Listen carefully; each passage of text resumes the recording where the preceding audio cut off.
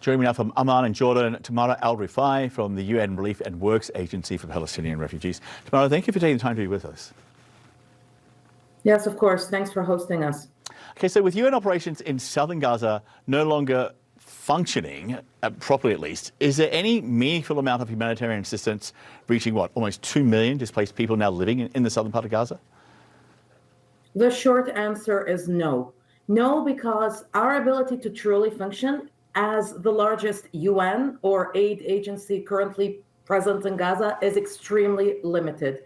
Our ability to distribute food, clean drinking water, or protect people who are sought shelter in our own institutions, in our own buildings, is very, very limited. The intense bombing, the scarcity of the food and humanitarian supplies going in, the fact that we keep losing colleagues ourselves who get killed, sometimes inside their own shelters, has really limited our ability as a UN agency, as a relief agency, to be up to the mandate that we have. We're not able to help and protect people. What we do is very, very little in view of the acute, immense, colossal humanitarian needs in Gaza today.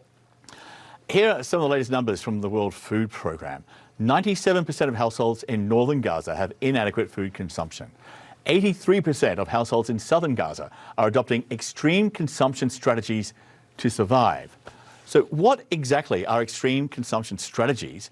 And given that there is no longer any meaningful humanitarian assistance coming into Gaza, how long can that continue?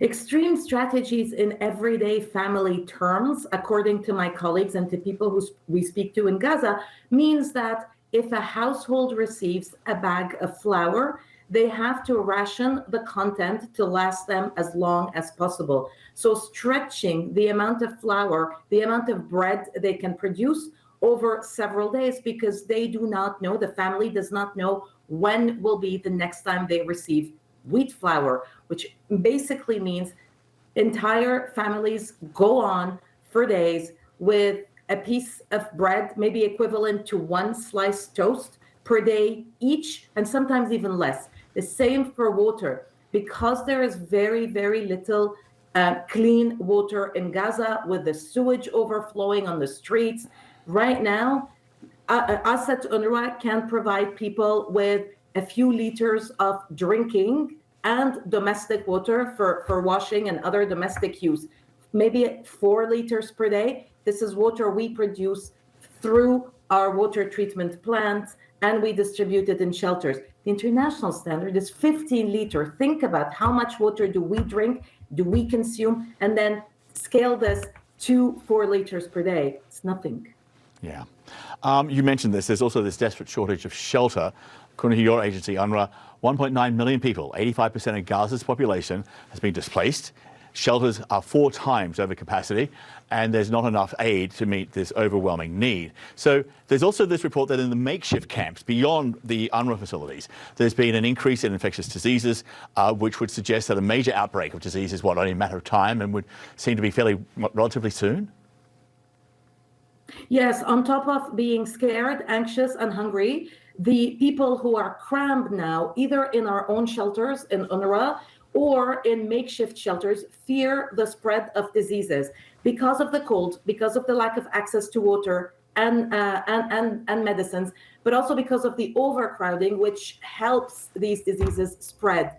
In reality, it has been excruciating for my colleagues in Gaza to turn people away when they show up at our shelters because of the bombing, because they left, because they were forced out of their homes and their areas. But it's been equally excruciating to look out of the window from our offices and see that people are starting to build makeshift shelters that in reality will not protect them from the bombing. How clear-cut are international humanitarian laws on what should be happening right now in a situation like this in Gaza? The most urgent thing right now is to reach a humanitarian ceasefire. The most urgent thing right now is for UNRWA and other big aid agencies, even though we're the largest now in Gaza, to be able to do our job, go around the different shelters safely without losing more colleagues, to be able to bring in more humanitarian aid into Gaza. We keep talking about the number of trucks per day, and that conversation about number of trucks distracts from a larger picture that whatever number of trucks of food, water, and medical supplies we're getting is insufficient. We need an unimpeded, continuous flow of a large number of trucks coming into the Gaza Strip every day, not only through Egypt and Rafah, because the logistics there are limited, but through other crossings to be able to flood the market in Gaza with commercial goods, and also to flood our own warehouses with humanitarian supplies to distribute it to 1.9 million people, 85% of the Gazans who are currently displaced. Tamara, thank you for being with us. Tamara Alrifai in Amman, Jordan with UNRWA. We appreciate your time. Thank you.